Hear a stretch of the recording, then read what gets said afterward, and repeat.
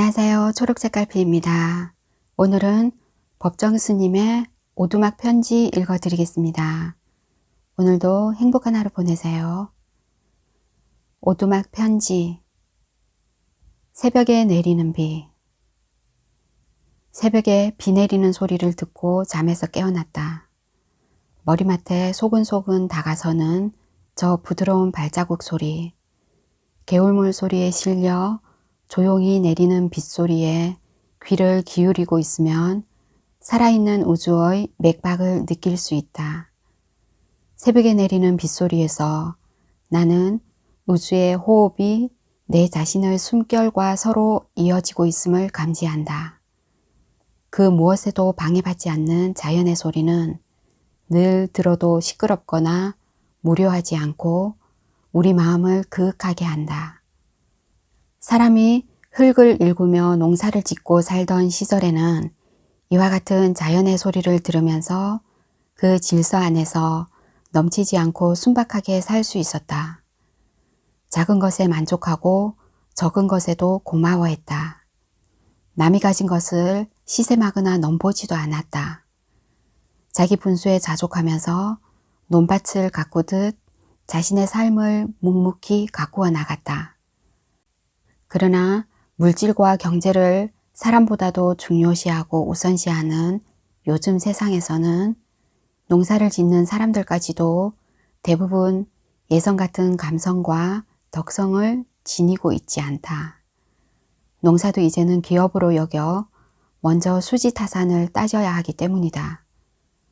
논밭을 조상으로부터 물려받은 신성한 생명의 터전으로 여기기보다는 생산과 효용의 수단으로 이용하고 있을 뿐이다. 흙을 가까이 하면서도 흙이 지니고 있는 그 덕성과 생명의 질서를 몸에 익히지 못하는 것은 흙한테 죄송하고 또한 흙의 은혜를 저버리는 일이기도 하다.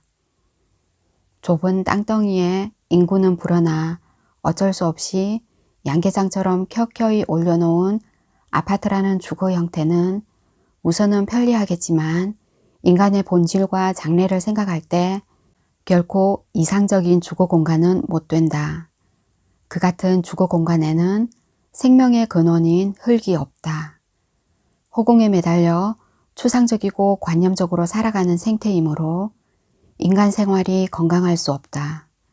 한마디로 요약하면 사람은 흙에서 멀어질수록 병원과 가까워진다. 우리에게는 각자가 짊어지고 있는 상황이 있다. 좋건 싫건 그 상황 아래서 살아가지 않을 수 없다. 자신의 뜻은 보다 단순하고 소박하게 살고 싶은데 주변의 상황은 그렇게 살기를 허용하지 않는다. 이게 아닌데 하면서도 어쩔 수 없이 끌려가면서 사는 일이 허다하다. 물론 그와 같은 상황은 자기 자신이 순간순간의 삶을 통해서 그렇게 만들어 놓은 것이고 개인의 집합체인 사회가 또한 그런 흐름을 이루어 놓은 것이다. 이를 다른 용어로 표현하자면 우리들의 삶은 업의 노름이라고 할 수 있다. 개인의 상황을 별업이라고 하고 사회적인 상황을 공업이라고 한다. 우리 둘레가 온통 부정부패와 검은 돈의 거래로 들끓고 있는 요즘의 현실을 지켜보면서 우리 시대가 저지른 업의 노름을 실감하게 된다. 탐욕이 생사윤회의 근본이라는 말도 있지만 모두 분수 밖의 욕심 때문에 나라꼴이 이 지경에 이른 것이다. 끼니를 이을 수 없을 만큼 가난한 처지라면 이해도 가지만 다들 번쩍거리면서 살 만큼 사는 사람들이 검은 돈에 놀아나고 있으니 사과상자의 위력이 무엇이기에 이 모양 이 꼴인가. 자기 분수와 명예를 목숨처럼 지키면서 꿋꿋하게 살았던 우리 선인들의 선비정신을 생각하면 돈의 노예로 전락해버린 그 후손인 우리의 설 자리는 과연 어디일까 싶다. 알퐁스 도데를 기억하는가? 남프랑스 프로방스의 한 양치기의 아름다운 이야기 별을 쓴 작가를 아를르 역전에서 버스를 타고 한 10여 분 달리면 풍비에이라는 시골 마을이다. 버스에서 내려 다박소리 듬승듬승한 메마른 언덕을 올라가면 정상에 작은 풍차집이 하나 있다. 알퐁스 도데가 1866년경 풍차 방앗간 소식에 연작을 썼던 곳이 바로 여기다. 지금은 도대 기념관으로 쓰이고 있는데 롱강 언저리에서 불어오는 서북풍으로 풍차를 돌려 밀을 빻던 방앗간이다. 오늘 소개하려는 이야기 황금의 뇌를 가진 사나이도 도대가 이곳에서 쓴 것이다. 이야기는 이와 같이 이어진다. 옛날에 머릿속이 온통 황금으로 된 사나이가 있었다. 그가 세상에 태어났을 때 의사들은 그 아이가 오래 살지 못할 것이라고 생각했다. 아이의 머리가 이상하리만큼 크고 무거웠기 때문이다. 어느 날 그는 계단에서 굴러 떨어져 대리석 층계의 이마를 세게 부딪힌다. 순간 그의 머릿속에서 쇠붙이가 덜거덕거리는 소리가 들린다. 부모가 놀라서 뛰어와 아이를 일으켜보니 큰 상처는 없었지만 머리카락 사이에 삐죽이 황금 부스러기가 나와 있는 걸 보고 그 아이가 황금으로 된 뇌를 가지고 있다는 사실을 비로소 알게 된다. 이날부터 부모는 아이를 누가 유교해 갈까봐 밖에 나다니지 못하게 한다. 아이가 자라서 18살이 되었을 때야 부모는 그가 태어날 때부터 가지고 있던 비밀을 알려준다.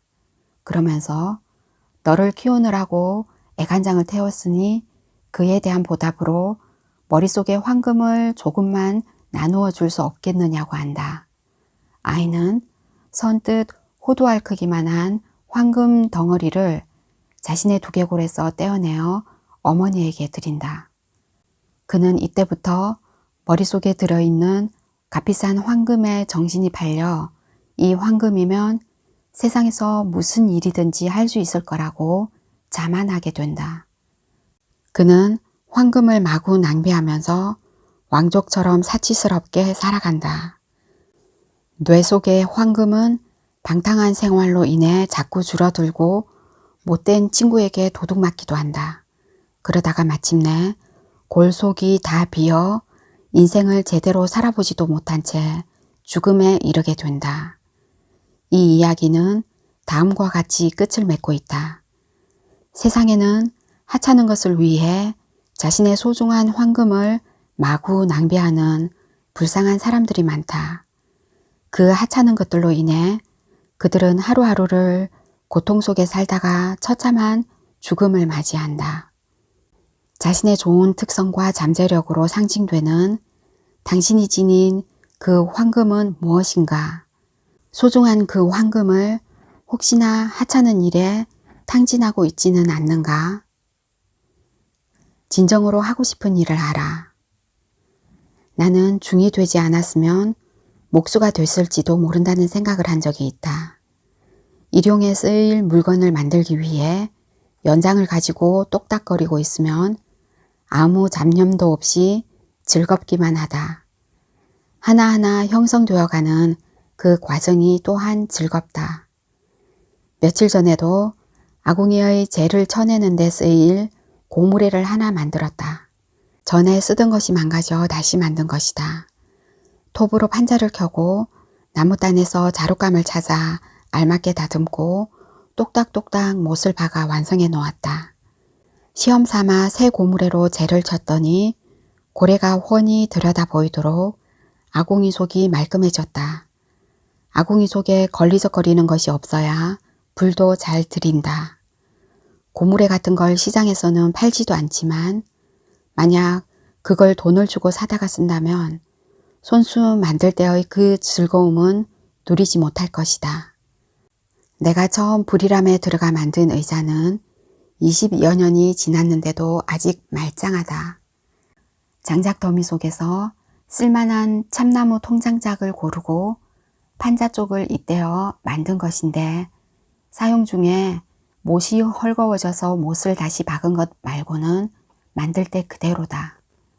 그때 식탁도 함께 만들었는데 몇 차례 암주가 바뀌더니 지금은 눈에 띄지 않는다. 산중에서는 재료로 쓰이는 나무가 한정되어 있기 때문에 제목의 크기와 생김새에 따라 그에 맞도록 만들 수밖에 없다. 큰 절 헛간에서 굴러다니던 밤나무 판자를 주워다가 대패로 밀고 톱으로 켜서 맞추어 놓은 폭이 좁은 서한은 지금도 그 암자의 큰 방에서 요긴하게 쓰이고 있다. 중노릇과 목수일을 간단히 비교할 수는 없지만 순수하고 무심하기로 말한다면 중노릇보다 목공일 쪽이 그 창조의 과정에서만은 훨씬 앞설 것이다. 사람끼리 어우러지는 중노릇에는 말도 많고 탈도 많은 중생노름이 끼어들기 때문이다. 사람은 자신이 참으로 하고 싶은 일을 하면서 살 수 있어야 한다. 자신이 하는 일을 통해서 자신이 지닌 잠재력을 발휘하고 삶의 기쁨을 누려야 한다. 세상에는 여러 종류의 직업이 있다. 그런데 그 일이 참으로 좋아서 하는 직업이니 얼마나 될까? 대개는 그 일이 좋아서 그리고 하고 싶었던 일이어서가 아니라 수입과 생활의 안정을 위해 어쩔 수 없이 선택한 경우가 허다하다. 그렇기 때문에 자신이 하는 일에 애착도 지니지 않고 책임감도 느끼려고 하지 않는다. 이렇게 되면 일과 사람이 겉도는 불성실한 직업인이 될 수밖에 없다. 사람이 일을 하지만 그 일에 흥미가 없으면 일과 사람은 하나가 될 수 없다. 자신이 하는 일에 흥미를 가지고 책임을 느낄 때 사람은 그가 하는 일을 통해서 인간이 되어간다. 한눈 팔지 않고 한 가지 일에만 전념하는 장인들은 그 일에 전 생애를 걸고 있다. 그들은 보수의 넋을 팔지 않고 자신이 하는 그 일 자체에서 삶의 의미와 기쁨을 순간순간 만들어가고 있는 것이다. 55세 혹은 60세가 되면 직장에서는 일을 그만 쉬라는 정년을 맞는다. 그때 남는 것은 과연 무엇인가? 직장에는 정년이 있지만 인생에는 정년이 없다. 흥미와 책임감을 지니고 활동하고 있는 한 그는 아직 현역이다. 인생에 정년이 있다면 탐구하고 창조하는 노력이 멈추는 바로 그때다. 그것은 죽음과 다름이 없다.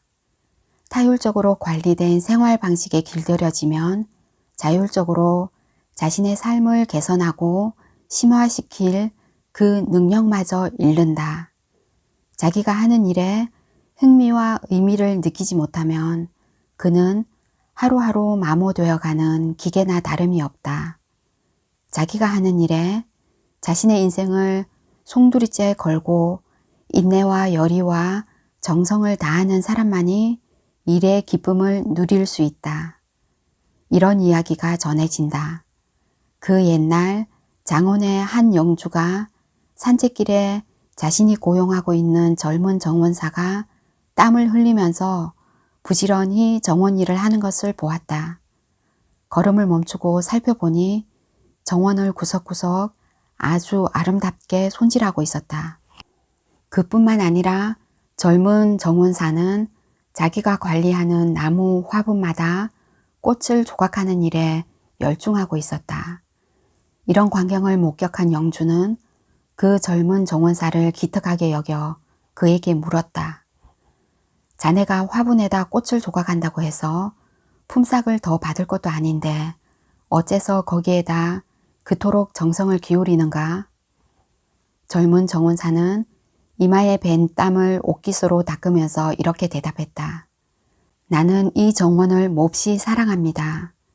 내가 맡은 일을 다 하고 나서 시간이 남으면 더 아름답게 만들기 위해 이 나무통으로 된 화분에 꽃을 새겨 넣고 있습니다.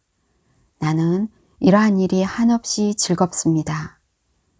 이 말을 들은 영주는 젊은 정원사가 너무 기특하고 또 손재주도 있는 것 같아 그에게 조각 공부를 시킨다.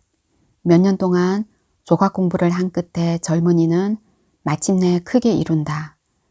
이 젊은 정원사가 뒷날 이탈리아 르네상스 최대의 조각가요, 건축가이며 화가인 미켈란젤로 그 사람이다.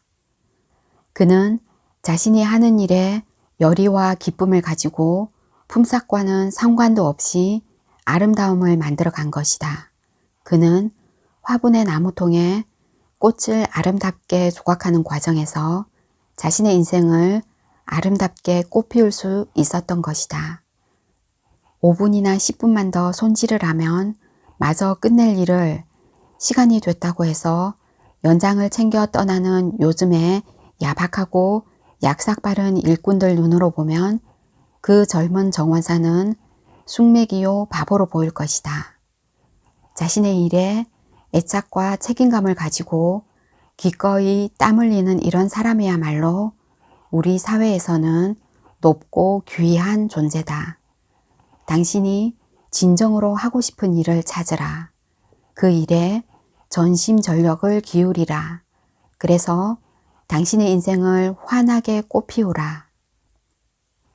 명상으로 삶을 다지라. 산들바람에 마타리가 피어나고 있다. 입추가 지나자 산자락 여기저기에 노란 마타리가 하늘거린다. 밭둑에서 페랭이 꽃이 수줍게 피고 개울가 층계 곁으로 늘어선 해바라기도 며칠 전부터 환한 얼굴을 드러내기 시작했다. 풀벌레 소리가 이제는 칙칙한 여름 것이 아니다. 이렇듯 산에는 요 며칠 새 초가을 입김이 서서히 번지고 있다. 눅눅하게 남아있는 여름의 찌꺼기들을 말끔히 씻어내고자 앞뒤 창문을 활짝 열어 산 위에서 불어오는 산들바람을 맞아들였다. 그런데도 마음 한구석은 괌에서 일어난 대한항공기 참사로 인해 무겁고 찹찹하기만 하다. 그 많은 생명들이 한순간에 무참하고 억울하게 희생되고 말았으니 그 가족과 친지들의 비통한 슬픔뿐 아니라 우리 모두의 가슴에 멍이 들지 않을 수 없다. 사고가 나던 그날 밤 나는 전에 없이 마음이 불안하고 초조해서 제대로 잠을 이루지 못했었다. 날이 샌 후에도 어째서 그토록 불안한 마음이었는지 곰곰이 헤아려 보았지만 그 까닭을 알 수 없었다. 점심시간 식탁에서 라디오로 정오은 뉴스를 듣고서야 비로소 불안했던 그 실체를 알아차리게 되었다. 우리들 한 사람 한 사람은 커다란 생명의 뿌리에서 나누어진 가지임을 다시 한번 확인하게 된 계기였다. 대부분의 사람들은 바쁜 일상사에 쫓기느라고 자신을 한 웅덩이 속에만 가두어 놓고 그 속에서 부침한다. 그들은 끝내 넓은 강물에 넘치는 흐름 속에 합류하려고 하지 않는다. 버스와 열차와 선박 그리고 항공기와 같은 교통수단의 대형 사고가 있을 때마다 나는 이런 생각을 하게 된다. 수많은 생명을 싣고 나르는 운전사와 기관사, 선장, 그리고 기장은 평소의 운행 기술뿐 아니라 정신적인 훈련도 함께 닦아 나갔으면 하는 바람이다. 버스와 열차와 선박과 항공기는 순조로운 운행만이 아니라 언제 어디서 갑작스러운 돌발 상황에 부닥치게 될지 알 수 없기 때문이다. 그들에게는 항상 고도의 주의력과 순간적인 판단과 대처 능력이 몸의 그림자처럼 따라야 한다. 사람의 마음은 그 어디에도 얽매임 없이 순수하게 집중하고 몰입할 때 저절로 평온해지고 맑고 투명해진다. 마음의 평온과 맑고 투명함 속에서 정신력이 한껏 발휘되어 고도의 주의력과 순발력과 판단력을 갖추게 된다. 명상은 그 같은 정신력을 기르는 지름길이다. 명상은 특수한 계층에서 익히는 특별한 훈련이 아니다. 우리가 먹고 마시고 놀고 자고 혹은 배우고 익히는 것과 마찬가지로 명상은 우리들 삶의 일부분이다. 명상은 안팎으로 지켜보는 일이다. 자기 자신 안에서 일어나는 감정의 변화와 언어 동작, 생활 습관들을 낱낱이 지켜보는 일이다. 여러 가지 얽힌 일들로 인해 죽글듯 하는 그 생각과 생각의 흐름을 면밀히 주시한다. 지켜보는 동안은 이러쿵저러쿵 판단하지 않는다. 흘러가는 강물을 강둑 위에서 묵묵히 바라보듯이 그저 지켜볼 뿐이다. 명상은 소리 없는 음악과 같다. 그것은 관찰자가 사라진 커다란 침묵이다. 그리고 명상은 늘 새롭다. 명상은 연속성을 갖지 않기 때문에 지나가 버린 세월이 끼어들 수 없다. 같은 초이면서도 새로 켠 촛불은 그 전의 촛불이 아닌 것처럼 어제 했던 명상은 오늘의 명상과 같은 것일 수 없다. 이와 같이 명상은 흐르는 강물처럼 늘 새롭다. 일상적인 우리들의 정신 상태는 너무나 복잡한 세상살이에 얽히고 설켜 마치 흙탕물의 소용돌이와 같다. 우리가 한 치 앞도 내다볼 수 없는 것도 이런 흙탕물 때문이다. 생각을 돌이켜 안으로 자기 자신을 살피는 명상은 이 흙탕물을 가라앉히는 작업이다. 흙탕물이 가라앉으면 둘레의 사물이 환히 비친다. 본래 청정한 제자리로 돌아온 것이다. 이와 같은 명상은 개인의 정신건강을 위해 누구나 익혀볼 만한 일이다. 특히 많은 사람을 거느리고 무거운 책임을 지고 있는 기관이나 조직의 책임자들에게는 필수적인 훈련이 되어야 할 것 같다. 일본이나 구미 제국에서 기업의 경영자들이 명상을 익혀서 그들의 기업 경영에 크게 활용하고 있는 것은 주목할 만한 일이다. 난기류 관계로 공기가 희박해져서 비행 중인 항공기의 고도가 갑자기 떨어지거나 순간적인 동요를 일으키는 현상을 일러 에어포켓이라고 한다. 우리가 이 풍진 세상을 살아가는 인생의 과정에도 그런 에어포켓은 있다. 정신적인 좌절과 무기력증이 바로 그것이다. 이런 때 나는 누구인가 하고 안으로 진지하게 묻고 또 물어야 한다. 해답은 그 물음 속에 들어있다. 때때로 자기 자신을 성찰하는 일이 없다면 우리 마음은 황무지가 되고 말 것이다. 명상하라. 그 힘으로 삶을 다지라. 홀로 있음. 겨울철이면 늘 하는 일과인데도 그때마다 새로 시작하는 일만 같다. 우리가 살아가는 세상살이도 철 따라 비슷비슷한 되풀이인데 막상 일에 마주치고 보면 처음 겪는 일처럼 새롭기만 하다. 도끼로 얼음장을 깨고 얼음장 밑으로 흐르는 개울물을 길어다 쓴다.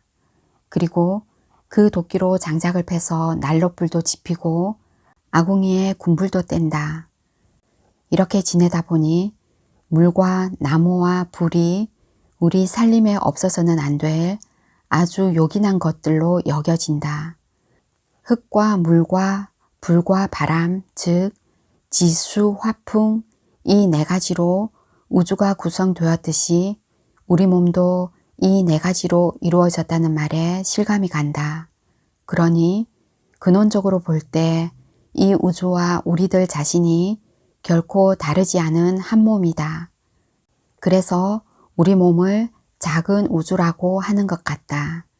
내가 내 둘레를 무너뜨리거나 더럽히면 결과적으로 내 몸을 내 자신이 파괴하고 오염시키는 거나 다름이 없다. 이런 일은 눈에 보이는 외부적인 현상으로 끝나지 않고 곧 우리들 정신세계에도 똑같은 피해를 끼친다. 심신불이, 즉 마음과 몸은 따로 떼어서 생각할 수 없는 하나다. 오늘날 우리들 생활 환경이 지구촌 곳곳에 기상이변을 불러일으킬 만큼 심각하게 훼손되어 있다는 것은 현대를 살고 있는 우리 인간들의 정신 상태가 그만큼 정상에서 벗어나 황폐되어 있다는 증거이기도 하다. 이런 문제는 결코 말로써 해결될 일이 아니다. 한 사람 한 사람이 저마다 몸담아 살아가는 삶의 터전에서 크게 각성하고 개선해야 할 절실한 과제이다. 대부분의 사람들이 물을 돈으로 사서 쓰지만 그 돈이 물에게 직접 지불되는 것은 아니다. 그 물을 끌어오거나 날라다 주는 그 대가로 지불한다. 천연의 물은 아무 대가도 받지 않고 그저 베풀고 있을 뿐이다. 맑은 공기도 마찬가지다. 그 어떤 보상도 요구함이 없이 모든 살아있는 것들에게 두루 나누어 주고 있다. 이런 물과 공기가 없으면 우리는 한시도 살아갈 수 없다. 그런데 금세기에 이르러 인간들은 자신들의 분수를 잊어버리고 이런 천연의 은혜를 배반하게 되었다. 도시에서는 숨이 막힌다는 말이 이제는 비유가 아니라 실제적인 숨쉬기의 문제가 되었다. 오늘날 도시의 공기는 온갖 독성이 밴 시커먼 매연과 소음으로 이루어져 있다. 물도 생활오수와 산업 폐기물이 스며들어 마실 수 없는 물이 되었다. 40, 50년 전까지만 해도 금수강산으로 불리던 이 땅의 물과 공기를 그 누가 이렇게 죽여놓았는가. 그 범인은 정책을 입안해서 추진하고 산업을 일으킨 정부와 기업뿐 아니라 오늘 이 땅에서 살고 있는 우리들 한 사람 한 사람이다. 소비자로 불리는 수많은 개인이 그 소비를 통해서 직접 간접으로 물과 공기를 더럽히고 있다. 그러니 적게 쓰고 적게 버리는 일은 이 시대의 미덕이다. 당신은 당신 자신을 어떻게 다루고 있는가? 많이 쓸수록 많이 버리게 된다. 많이 버리면 당신이 지닌 어질고 착한 덕성도 함께 버려진다는 사실을 알고 있는가? 얼마 전에 남모르는 회원으로부터 편지를 한 통 받았는데 아무리 참선을 하려고 애써도 참선이 잘 안 된다고 하면서 좋은 방법이 있으면 말해달라고 했다. 선원에서 참선을 전업으로 하는 사람들도 그 참선이 한결같지 않은데 바쁘고 시끄럽고 복잡하게 얽혀 사는 세상에서는 더욱 어려울 것이다. 참선이란 말 자체를 한번 살펴보자. 마음을 가다듬고 고요히 생각함, 깊이 생각하면서 닦음을 참선이라고 흔히 말한다. 우리가 세상을 살아가면서 가장 중요한 것이 있다면 무엇보다도 마음의 고요와 평화일 것이다. 마음의 고요와 평화 없이는 가정의 화합도 이룰 수 없고 정상적인 인간관계도 그 어떤 일도 제대로 이루어낼 수 없다. 참선은 혹은 명상은 마음의 고요와 평화에 이르는 지름길이다.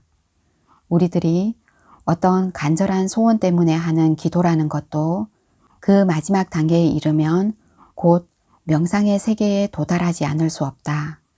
명상은 한마디로 말해서 지켜보는 일이다. 지켜보되 지켜보는 주체가 사라진 커다란 침묵이다. 따라서 이와 같은 명상은 어떤 지식의 열쇠로도 열리지 않는다. 오직 활짝 열린 가슴으로만 명상에 이를 수 있다. 구름 한 점 없이 맑게 개인 하늘처럼 가슴이 활짝 열려 있을 때 명상은 은연중에 찾아든다. 구체적인 방법을 들어보자. 명상은 홀로 하는 정진이다. 여럿이서 한 방에서 할지라도 홀로 있음이 전제되어야 한다. 될 수 있으면 눈과 귀에 방해물이 적은 고요하고 깨끗한 방에서 가볍고 느슨한 옷으로 방석을 깔고 허리를 고추 세우고 앉는다. 아주 편안한 마음으로 우선은 눈을 감고 입을 다물고 혀를 입천장에 대고 숨을 고르게 쉬면서 귀를 기울인다. 무슨 소리를 듣기 위해서가 아니라 고요를 지켜보라는 뜻이다. 마음이 차분히 가라앉게 되면 이때부터 당신의 생각을 지켜보아야 한다. 지켜보라는 것은 생각에 팔려 다니지 말고 그 생각을 지켜보라는 말이다. 달리 표현하자면 마음에 따르지 말고 마음의 주인이 되라는 소리다. 이렇게 하는 말이 사실은 부질없는 소리다. 내가 시시콜콜하게 늘어놓는 이런 말에도 팔리지 말고 마음의 고요와 평화를 누리도록 마음을 어디에도 붙들어 놓지 말고 그저 지켜보기만 하라. 때로는 명상 수련에 새로운 탄력을 주기 위해 다음 같은 방법도 시도해 볼 만하다. 내가 밤으로 가끔 하는 방법이기도 하다. 흰 사발에 촛불을 켜두고 불빛이 직접 눈에 들어오지 않도록 앉아서 녹음기에서 아주 작게 흘러나오는 명상 음악에 귀를 기울이고 있으면 마음이 아주 그윽해진다. 이런 상태로 지속하다가 음악도 계속 들으면 그것도 소음으로 쳐지게 되니까 한동안 듣다가 꺼버리고 앉아 있으면 저 소리 없는 소리에 귀를 모을 수 있다. 명상은 홀로 누리는 신비로운 정신세계이다. 홀로라는 말은 어디에도 매이거나 물들지 않고 순진무구하고 자유롭고 부분이 아니라 전체이고 그 무엇에도 흔들리지 않음을 뜻한다. 이런 명상은 늘 새롭다. 이런 명상 수련을 쌓아나가면 본래 아무것도 없었음을 온 몸과 마음으로 느낄 수가 있다. 따라서 적게 가지고도 얼마든지 충만하게 살 수 있다.